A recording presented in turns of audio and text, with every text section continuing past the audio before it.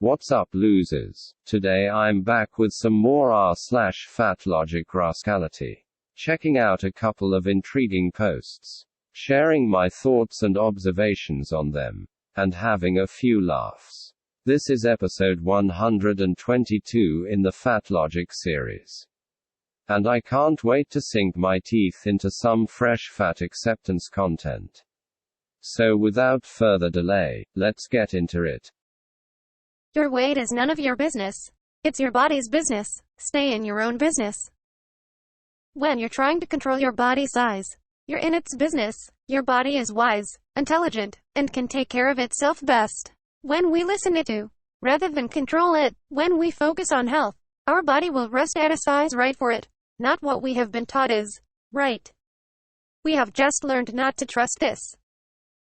Download for free the Guide to Body Acceptance. 5 actions to start you on the path. Link in bio. Next up in my summer group coaching series, Showing Your Skin, join me and others as we do the work to feel more comfortable in our skin. Learn more at redacted. Link in bio. Private 8-week body acceptance coaching. Highly personalized support tailored to you. Link in bio. Good Lord, the brain rot really is on another level in this one. Isn't it? Like, my weight is none of my business. It's my body's business. Really? Is this really the best argument that the fat activists have got for us?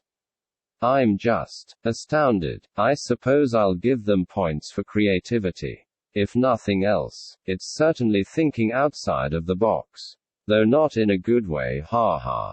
I'm sure you're all just as unconvinced by this post as I am. But for the sake of the process, I'll briefly explain the problem with its thinking as I see it.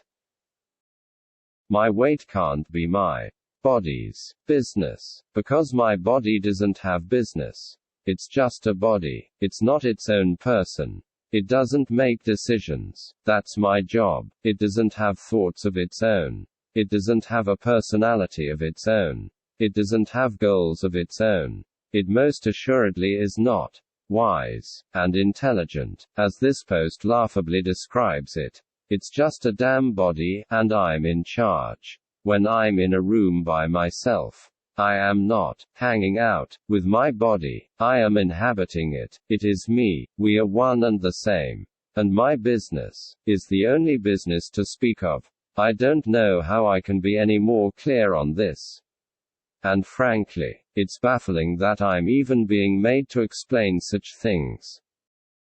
My weight is my business. Because it is the choices I make, and the habits I form, that will determine my weight. And it is my business. Because if I allow my weight to get out of hand, I am the one who will have to live with the consequences.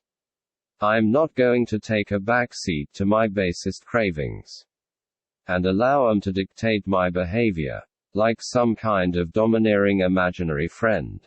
Because I want to live a long, healthy, and fulfilling life, and I understand what is required to make this a likely outcome. The way some of these fat activists will glorify, and in this case, weirdly anthropomorphize, their voracious appetites, is not only totally bizarre, but it's also dangerous, because if you really accept that your body is able to guide your behavior, with no rational oversight, there's no telling how far you would have to let your weight get out of hand before you even stop to consider putting on the brakes, and how much damage you could do to your health prospects in the process. So basically, this post's advice isn't just bad. It's genuinely nutty, and if I were at all worried that any of my viewers were dumb enough to fall for it, I'd advise against it, but I know you guys are too smart for that, haha. But anyway, that's enough on that one. Let's move on. I attended a conference about cannabis recently, and the speakers, often doctors, who are using this in practice, kept making comments and jokes about the munchies. This was a pro-cannabis conference, but it still felt anti-fat people. And sometimes I forget how the world is outside of the safe little bubble I've made for myself. It's been a while since I attended a conference outside of this space. so I wasn't as prepared as I usually am in more fat-phobic spaces. Anyway, here's a reminder that you actually don't need to remind fat people that you don't want to look like them. You can just talk about the topic. Thanks. Okay, so this one is a real head scratcher for me. I'm really struggling to see what the poster is getting so upset over. Because in my experience, the munchies is not a term that is used to attack fat people or comment on fatness at all really. It's just an experience people have that they could feel any number of different ways about, depending on their own personal priorities and circumstances. Maybe other people will see things differently. But for me, the munchies generally involve a lot of giggling, chip munching, and late-night pizza runs. It's mostly seen as just another fun part of the whole experience. And getting fat, while definitely a possibility in the long term, is not really what people concern themselves with in the moment. I certainly don't see where this poster got the idea that acknowledging the munchies as a thing somehow equates to shaming fat people, or expressing that you don't want to look like them. Granted, it's possible that there was more said in these discussions that led the poster to feel some anti-fat sentiment, in which case their feelings might be a bit more understandable. But from what's there in the post, I'm really not seeing a lot to get upset over. And frankly, if I went to a pro-cannabis conference, I would probably expect the munchies to come up one way or another. It sorta just comes with the territory, and it's really nothing to get upset about. For me, the most noteworthy part of the post isn't the whole munchies discussion, but the part where it talks about the experience of venturing outside the quote safe little bubble of fat acceptance, and being confronted with the apparent fatphobia of non-FA spaces.